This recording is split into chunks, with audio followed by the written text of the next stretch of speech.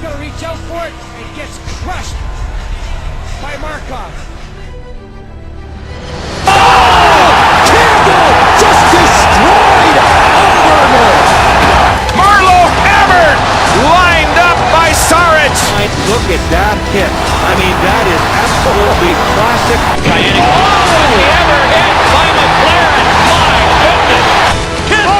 What a hit. Colin White. This is a masticating hit. Wow. The impact of this was absolutely enormous. Watch on, that is a huge hit by Sutton. My goodness. Oh, mercy.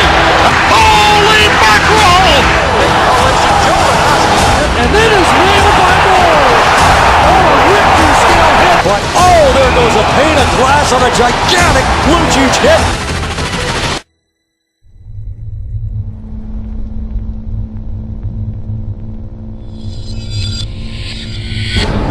I mean, that is absolutely classic, perfect hockey hit.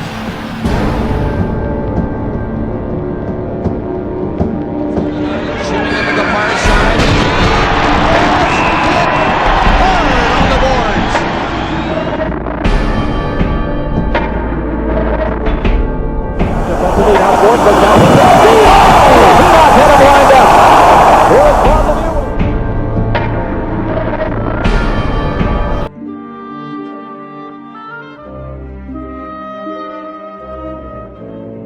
Oh, my. A challenge fastball right at the belt. And you looked at the reaction from De La Rosa as soon as it was hit. His head drops and he knew it was gone. Acceleration of an object depends on the mass of the object and the amount of force applied. In mathematical terms, Newton's second law states that force is the product of mass and acceleration.